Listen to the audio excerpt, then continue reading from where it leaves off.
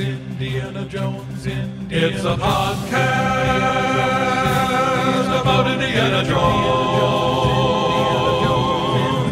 Every movie, 1 minute at a time. Indiana Jones Minute. Welcome back to the Indiana Jones Minute. This is the podcast where we squirt Marcus into the face of the film Indiana Jones and the Last Crusade, 1 minute at a time. I'm Tom Taylor. I'm Pete Mummert. I'm Gerald Christopher St. Benedict, patron saint of servants who have broken their master's belongings. Wow, really? I was going to say Benedict seems like such a straight, kind of common saint name. Yeah. But then he's got like a super weird, obscure job. Well, and that's not all. Actually, protects against nettle rash. All right. If you happen to Somebody has to. And also, and this one's actually interesting and topical, he's also the patron saint of coppersmiths, which, of course, is probably Donovan's. Oh, there you go. Because he had the copper mine in north of Ankara, right? Yeah. Mm-hmm. Yeah, so there you go, Donovan. St. Benedict's your guy. He prayed just long enough to find that vein of copper. And then he ditched it. And he's got a lot of... What's funny is you wonder how many servants have broken his stuff. Yeah. They don't last I long. hope you die of nettle rash, Donovan. Yeah, he's breaking all of his spines of his books. He deserves it. Yeah. Oh, yeah. Porter. Oh, Porter. Thank you. And we are here today with you to talk about minute 94. 94. Thank you, Pete. Somebody had to do it. 94 begins with Henry wrestling over a gun with a Nazi in the tank, and it ends with Indy hanging from one of the tank's side guns. And you know what I love about this minute is it's one of the first times. Hang on a minute. I'm sorry. That's actually, you know what? That is that's just the a feckless Marcus alarm going off. Oh, okay. We knew that. Yeah, we have a feckless Marcus alarm here. Let me turn this off here. Hang on. Alrighty. Yes, as I was saying, what I love about this minute is that, 10 out of 10 times in movies, you have the bad guy pointing the gun at the good guy, right? With the good guy doing the old turning the gun around on the bad guy with the, minute. Yeah. And we even saw that at the end of Temple of Doom with Indy and Mola Ram. Remember, doesn't he, Indy picks his hand up and moves it back away from him, that sort of thing. Yeah. But here you have Henry pointing the gun directly at the Nazi. Like if he pulls the trigger, it's all over. Yeah. And it's fascinating because it's actually the reverse. The Nazi is the guy who sort of manhandles Henry's hand and arm to redirect the gun. Yeah. I love that. It's actually brilliant. Actually, it's a really smart move, too. Instead of just trying to force his hand away from, aiming the gun away from his head, he just, I'll go over here. Right, just moves to the other side of Henry. Yeah. Smooth. Yeah. And it's interesting is because why hasn't Henry pulled the trigger here? Is it because he can't reach it? Or is he a conscientious objector? I think we're going to learn very quickly that he is not in any way, shape, or form a conscientious objector. I think he may be as bloodthirsty as his son. He doesn't want to get stuff on him. Yeah. Yeah. I do appreciate, though, that Marcus is completely incapacitated by a passed out man's arm draped across his face. Yeah, I appreciate that too. That's why the alarm went off. Yeah.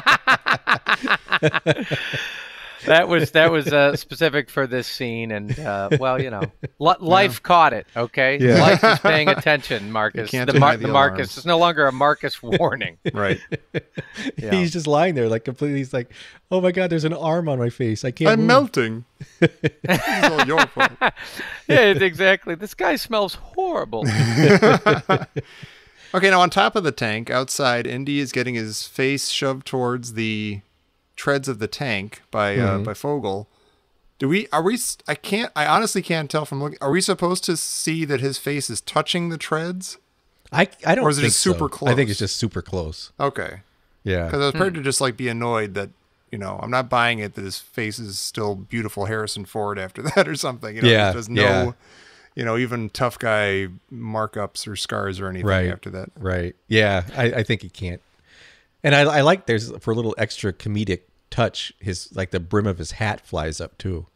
So he kind of he looks like he's in a slapstick comedy.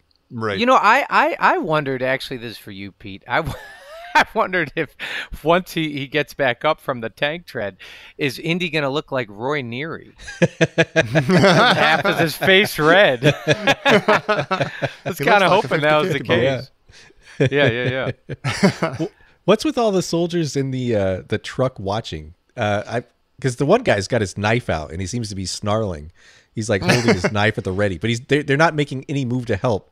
They're kind of like the stormtroopers watching Ben Kenobi and Vader fight in Star Wars. Yeah. Oh yeah. But they literally aren't doing anything but watching. Yeah. We had some of that in the truck chasing Raiders too, before like they were ordered to like climb outside of the truck and everything. Oh, they're just kind of like stuck in there watching. Yeah. So maybe they're like, I guess we got to run over to this tank, and that's how we get involved. I don't know, but for now, it's in this truck. But a lot of this movie is kind of like a video game that the next level of bad guys are waiting to until you get far enough to trigger them to come into action. Yeah. Did you get to the truck Nazis yet? I tried like all night. Is there something about the tank tread scene that reminds you guys a little bit of the Pat Roach conveyor belt? Yeah, I've thought about that several times during this. All right, I'm not nuts. No. All right, you and me, Pete. Yeah. Well, I'll tell you something that makes me think that I might be nuts. Okay. Because I'm a little confused. Does getting ink into your eye kill you? No, it makes you pass out for a few seconds. Yeah. See, my note was, does Henry write with chloroform? Oh yeah, there you go. That's what I thought this was, because I mean, I don't understand any of it. Yeah, I don't either. All I can think is that eventually he hits his head against the wall and knocks him out. But part of this just seems crazy that he's completely incapacitated by that. I think what happens, I'm going to give the movie a pat. I think what happens is that he gets him right in the eye, which is probably painful. And that's enough to distract him for Henry to get the better of him and shove him back and then maybe like hit his head or something like that. Okay. Wait. Peter. Yeah. You just said incapacitated. Aww. That was nice. Right? That's appropriate for this minute? Hey, okay, wait, speaking of that pen, are we, like, Henry sort of, I'm wondering if this is another fake out that goes nowhere and comes from nowhere. Henry's bringing up the pen from his pocket, and, like, before he squirts the guy in the face, he's, like, it's, like, hovering around either his face or the guy's hand on his face. Like, are we supposed to think he's about to jab him in the hand with the pen, and then he goes to the other side and squirts him in the face? You guys know what I'm talking about? Like, second 24 or something. Yeah. Yeah. It's like it lingers there for a second, then he shoots it in the guy's face. Yeah. Right. Yeah. I don't know. You know what is interesting about that with the whole pen business? I like the move, and it's very professorial. Yeah. It is. I mean, it's ridiculous, outlandish. You're like, it kind of, that works for Henry Jones. That makes sense. That sound is disgusting, though. Yeah. It's very the guy falls back, and I'm with you, Tommy. I think delivering a I Live in Indiana Jones coupon. I think that's what you have to use here in this scene. Yeah. Mm-hmm. And I guess Henry pushes him, like he pushes his own back, and maybe the guy hits the wall or something. I think that's kind of how it seems to. Yeah, he's not buying it. I'm not. Right? He hates this movie. We try so hard to show him that this is a good movie. That's totally solid in every way, and he just laughs at us. Yeah. This whole time he has to ruin our fun with his. Yeah, stop it, Pete. I don't know what you were thinking when you signed up for this fun. Well, you know what's weird about it actually is what makes it weird is they cut away for some reason to the gun clattering to the floor, and then they cut to the guy hitting his head, like slamming back against the wall. So you don't really know what happened. Like I don't know if we needed to know that the gun wasn't in play anymore if the guy's just going to be knocked out. But he looks like he's knocked out before he hits the wall. Yes. Oh, kind of. He's got that kind of dazed, kind of Tweety Bird. He has a really weird, expression on his face. Yeah. Well, and you know, incapacitated. I'm sorry. Hey, why does Henry tosses the pistol away like it's dirty? It does look like I think that's just bad acting. Yeah, maybe. Okay. I think he's supposed to like lurch out of his hand, but the way he does it, he literally throws it. He throws it away like, ew. Yeah. Yeah. And then I thought, well, that's not a medieval way to kill somebody. Right. Yeah. It's very, he doesn't like these clumsy random blasters. Yes. He likes the more elegant weapons, like toll booth jousting. Yeah, or a Mont Blanc. Right.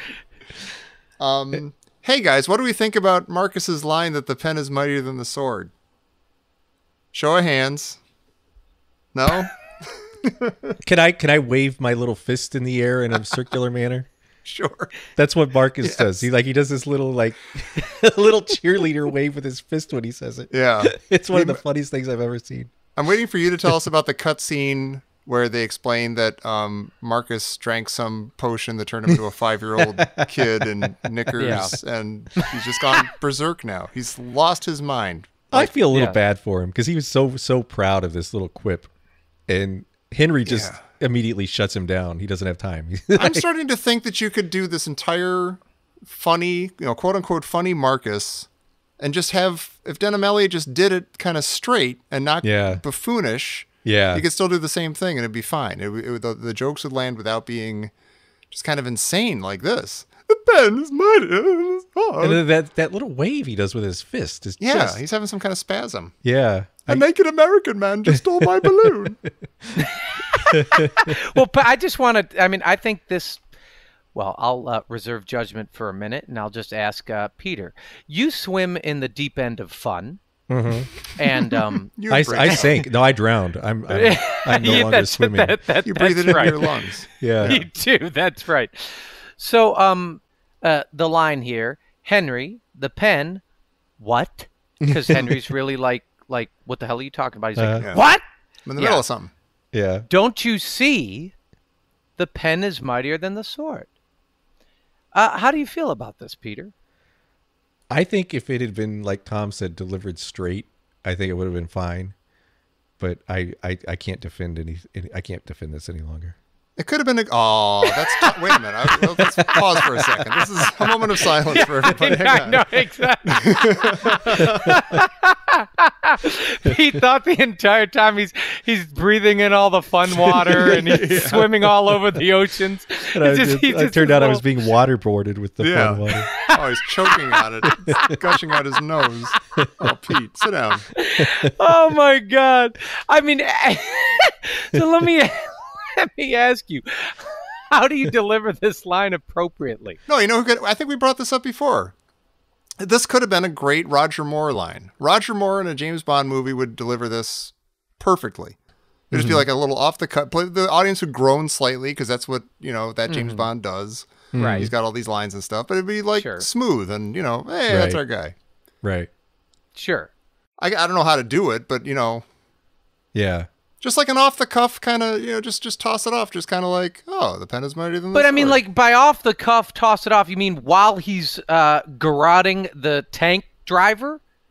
Yeah, maybe. Like that? Like, rah, and he's like killing. Or he doesn't even have to hear it. Like, Marcus could just say it to himself quietly. Yeah. And then it's kind of he's a refined, educated, erudite man. Right. Because, I mean, look, even Henry is stupefied here. Like, he can't believe that Marcus is standing in the center of the tank, insisting on this pronouncement. It is funny though because he has completely switched places with his son based on sort of where the movie's been so far. Like he is now Indy and Marcus is now Henry. Shut up, Marcus. Yeah. Yeah. What's nice? Come on, Dad. As annoyed as we are with this, it feels like the movie is annoyed with it. Like Henry is the movie, and it's annoyed with it because he just immediately runs to that cannon and like makes one of the most satisfying visceral explosions in the movie. This massive, deadly, cathartic explosion. That explosion is beautiful. That might be really my new favorite part of the movie. It's incredible. Perfectly timed. Yeah. And Henry does not pause for even a moment. No. Like as soon as Marcus says that, he walks over and calmly pulls the trigger and blows up that truck. Like, oh yeah. Oh, you're gonna make pen is the mightier than the sword thing? Okay, watch this. Yeah. I'm gonna blow up that truck of Nazis. That's one of the most satisfying parts of the entire movie. That's something that you always want them to do in movies. Yeah. That is one of the most just gratifying, wonderful scenes. Second, Well, I think it's also so gratifying because a lot of movies today have 300 of those, and they're not any of them are satisfying during the movie. Right, I feel like since you get so few of that kind of thing in these movies, when you actually get that, I think it's immensely satisfying. Do you think that in any way this is sort of like a Cairo swordsman sort of thing? Where like you got this truck of Nazis, and like they're all gonna leap on. It's gonna be a big fisticuffs, thing, and then we'll just blow it up. Yeah. Do you think Indy was like, Marion was on that truck? It's not funny, Dad. I thought the same thing because it actually explodes in the same manner. Yeah, the one in Raiders does. It looks like it has one of those spring poles underneath the chassis. Yeah. People have to stop carrying telephone poles in the bottoms of trucks. It's obviously too dangerous.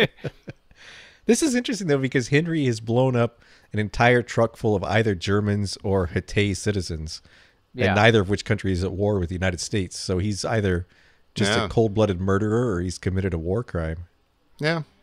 But he has no remorse at all. Like, he's just like, okay. Yeah. Oh, yeah. He's like, it's a little too bad this minute is split up from the next one because, like, there's so many, like, responses to what he just did in the next minute. Right. Speaking of responses, though, like Vogel here goes full on Kurtz. Like, he's just lost all these men, and he's all smiles and evil glee. Like, he's just like, I don't know. It's like he's been waiting his entire life to get out here in the desert where he can just live like, do whatever he wants and be kind of his own little emperor. Right. Because he's not following any law of civilization here at all. Yeah. Just watching Indy flounder on the side of a tank. Yeah. It's just like he's just smiling. Like all of these men under his control have just been killed, and he doesn't care. Is this a little bit his tote moment? A little bit. A little. He's sort of cycling through all the main Germans of Raiders. He's like, he was Pat Roach a little while ago. He still sort of is. Yeah, Dietrich kind of. Yeah. There's also some, we keep talking about North by Northwest. There's a little Martin Landau here with Cary Grant like hanging from the thing, and he just kind of slowly, kind of grinningly walks up and steps on his fingers. Yeah. Oh, yeah. That is, it's good.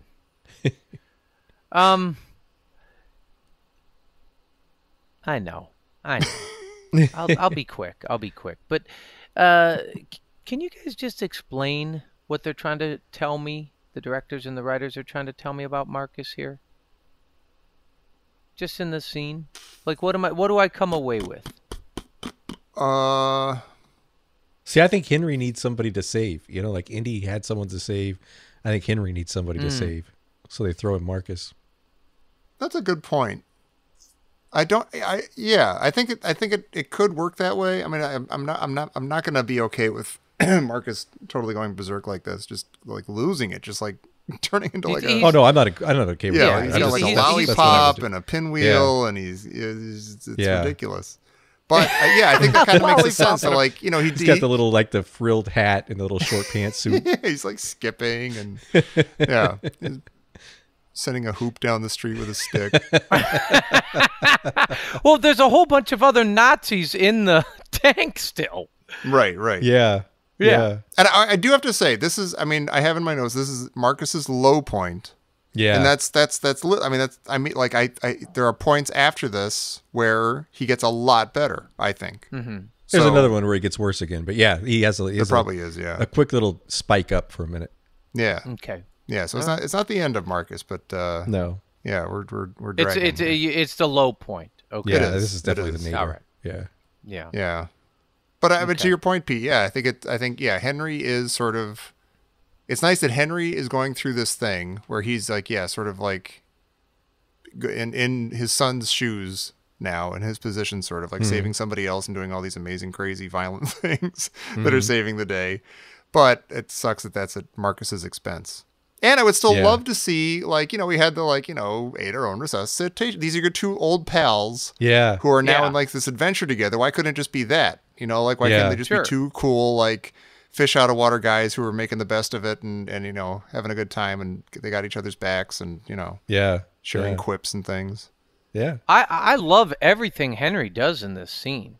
Yeah. I love it all. Even the pen. Yeah. Sure. Yeah. I do like that they have when you watch this. We're going back to the pen. When you watch him, slowly and kind of carefully going for the pen in his pocket, it seems like, wait, how hard could he be fighting that Nazi if he's like very casually using one whole hand to like do this thing? But then you kind of see that he's got the other guy's hand like around a pipe, so he's sort of like gripping it that way. So like it actually does make sense that he would be able to go for the pen with the other hand and stuff. I kind of appreciate that it's not just like, well, he's using his hand because he can. Like the other guy's just not trying that hard right now, so he can get shot in the face with the pen. Well, and I'm also, and this one's for you, Tom. I feel like this Marcus scene isn't nearly so egregious if you watch it in real time, but when you analyze, stop and really look at it closely, it's just it's inexcusable. It's just terrible. Yeah. Although I think this part is so, I feel like this, even watching the movie straight through, this goes by quickly, but you're also like, ooh, what was that? Wait a minute. Yeah. Yeah. Yeah. He's been befuddled, but he's never been insane before. Yeah. Like bubbles coming out of his ears. It also, the thing is, it completely derails a fantastic action sequence. Yeah. Well, yeah. I think they're going for that a little bit. Like, I think they're going for tension and release, but this might be a little too much release. There's a landing on suitcases. Yeah. But well, that was okay. This is more no, I just mean they're giving us a landing on suitcases. Yeah. Like, hey, this is really tense, and kind of like that this is a great tense, and it's these scenes are actually gritty and violent. Yeah. In a way that they're preparing me for that. That's the thing. Indy's face to a tank tread. Yeah. And I think you needed something there to relieve the tension a little bit, and Spielberg's a master of that. I just feel like Marcus being a buffoon isn't the way I would like it to have happened. Yeah. Henry should be like, Pete, what sword? What are you talking about? The pen was just mightier than a gun. That doesn't totally work, Marcus. Your analogy is weak. It's faulty. Wow, Pete said inexcusable. Yeah. I'm going to say it two more times, and it's going to be hilarious. It'll at least fit the rule of 3. I don't know if it'll be hilarious. Are there? I was wondering, are there desert snakes under Indy's feet? Because he could easily just hop off the tank and jump back on the back. Yeah, that's I keep wondering how that it too. looks. Yeah, we've established that tank's not very fast. Yeah. Yeah, I mean, I feel like he could be like, "Oh my god," and he could just be like, "I'm going to get off and I'm going to jump back on." Yeah, it's going to be a pain in the ass, but no, there's several times like I was thinking that, but I didn't think that until I realized that the tank is going like 6 miles an hour. Yeah, yeah, because they do a good job of making it look like the tank's going, like 30 miles an hour. Oh, they do. Huh. Yeah. Well, is that it for 94? 94? That's all I got. That's all anybody's got, right, Chair? That's all any. Well, wait a minute. There's something coming in. I don't understand. Yeah, there is something coming in, and it's this just in from Professor Christy Porter. Fountain pens only do that in cartoons. That's fair. I actually wonder, is that fair. actually true? Yeah. I know you can like suck the ink up with a fountain pen like that, but does it do the opposite? Maybe not. You know what? She's a fountain pen nerd. Huh. Oh, is she? Yeah, okay. she actually. Yeah, Professor Christy Porter has. Let's just say this: if there was a Nazi behind her and they were trying to strangle her or get her gun away, Professor Christy Porter could and would take out her fountain pen and squirt the ink. And well, she wouldn't squirt the ink. Well, that's what I'm saying. She's saying she wouldn't. Yeah. She would want to, and then say, "That's right, my pen doesn't operate that way," and then she'd probably stab the guy in his neck. Yeah. Yeah. There you go. Well, what I like about this is we can completely and wholeheartedly endorse what Christy just said, in full realization that if that's not true, somebody on the Listeners Crusade is going to call her out. Oh yeah, that's true. No, it's true. Yeah. That's true, and I fully expect that. Yeah, yes. Well, all right. Thank you, Professor Christy Porter, for fomenting what's the word? Controversy. Yes. The Listeners Crusade. Or maybe not. Maybe that is not a controversial statement at all. Maybe not. Everyone will be like, all the pen nerds will be like, no, she nailed it. Yeah. Yeah. No. Yeah. That flow of ink is one way. But thanks everybody. And speaking of the Listeners Crusade, you should go check us out over there on Facebook, Indiana Jones Minute and the Listeners Crusade, the group where you can you're listening to us and you're shaking your fist at all the stuff we got wrong or all the stuff we said brilliantly, and you want to share your thoughts on that. So you head on over there and you join the conversation and you have a ball. And we have a ball too. And do that until you come back tomorrow for minute 95 of Indiana Jones and the Last Crusade here on the Indiana Jones Minute. It sounds like both you guys think that Henry is Marcus's chaperone. Is that a fake laugh, Tommy? It's a polite laugh. Fake laugh? No, it's sincere. That was for a what little it bit is. of a fake. That was a total polite laugh. Yeah, that was a fake laugh, Tommy. Yes, well done. Yes. Oh, Jerry, Tommy. stop it.